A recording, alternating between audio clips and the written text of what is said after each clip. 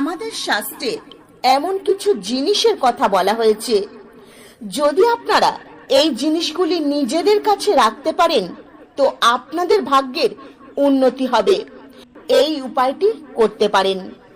এই উপায়টি সঠিকভাবে করতে পারলে আশ্চর্যজনকভাবে আপনারা লাভ পাবেন।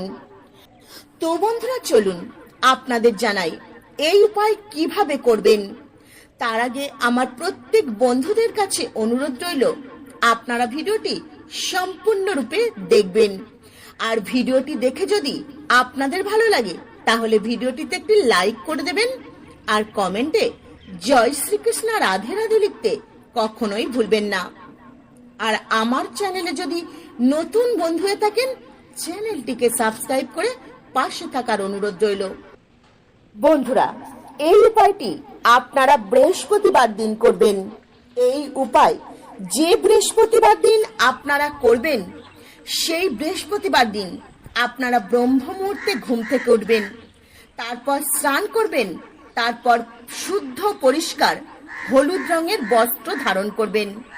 তারপর বন্ধুরা, আপনার বাড়ির আশেপাশে যেখানে কলা গাছ রয়েছে সেখানে সোজা চলে যাবেন।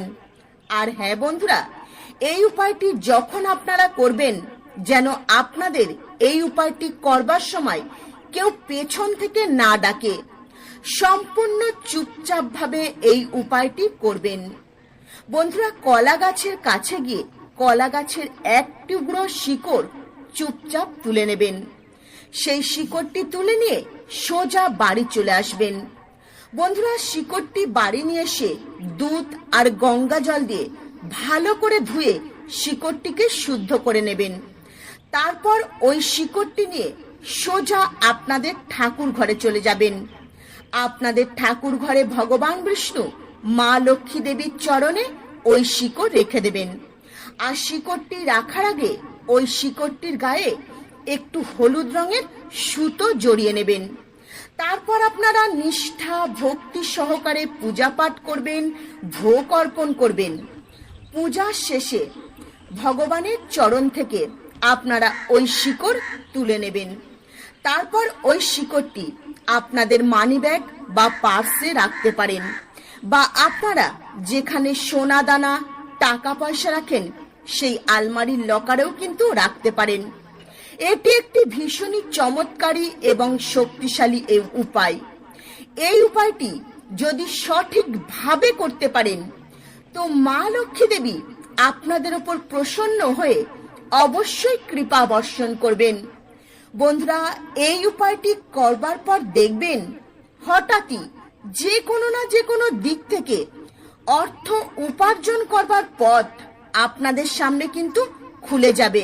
বন্ধুরা, বৃহস্পতিবার দিন এই উপায়টি করবার সাথে সাথে আপনারা কিন্তু বৃহস্পতিবার দিন ভুল করেও এই 3টি কাজ করবেন না। যদি আপনারা এই কাজ করেন তো আপনি বৃহস্পতি গ্রহ কিন্তু আপনাদের উপর অশুভ প্রভাব ফেলতে শুরু করবে, আর বৃহস্পতি গ্রহ কিন্তু কমজোরি হয়ে যাবে। তো বন্ধুরা, চলুন আপনাদের জানাই বৃহস্পতিবার কোন কাজ আপনাদের একেবারেই করা উচিত নয়। বৃহস্পতিবার দিন বাড়ির মহিলারা ভুল করেও মাথায় সাবান শ্যাম্পু দেবেন না, নখ কাটবেন না।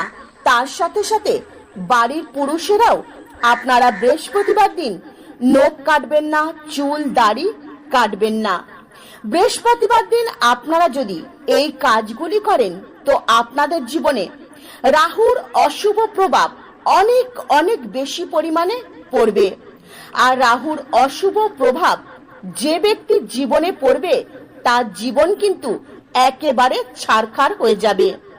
বন্ধুরা, এর সাথে সাথে বৃহস্পতিবার দিন আপনারা কোনো ব্যক্তিকে টাকা পয়সা ধার দেবেন না, কারোর থেকে ধার দেবেন না, কারোর থেকে ধার নেবেন না। যদি নানান রকম দোষ থেকে মুক্তি পেতে চান, যেমন বাস্তু দোষ, পিতৃদোষ, নজর দোষ, তাহলে বৃহস্পতিবার দিন আপনারা 12টি পাকা কলা নেবেন, একদম হলুদ রঙের। সেই 12টি পাকা কলা আপনার মাথার ওপর থেকে 3 বার ঘুরিয়ে নেবেন। তারপর সেই 12টি পাকা কলা 12 বছরে ছোট্ট কন্যা সন্তানদের দান করে দেবেন। বন্ধুরা, প্রত্যেক বৃহস্পতিবার আপনারা যে জলে স্নান করবেন সেই জলের মধ্যে 1 চুটকি হলুদ দিয়ে দেবেন। তারপর সেই জলে আপনারা স্নান করবেন। দেখবেন সমস্ত গ্রহদোষ আপনাদের উপর থেকে কেটে যাবে এবং আপনাদের ঘরে দেবদেবী বসবাস করবেন। আর আপনাদের জীবনে উন্নতি আপনা আপনি কিন্তু দৌড়ে আসতে শুরু করবে। তো বন্ধুরা, আজকের মতো ভিডিও এই পর্যন্তই। আপনারা ভালো থাকবেন, সুস্থ থাকবেন। নমস্কার। হরে কৃষ্ণা।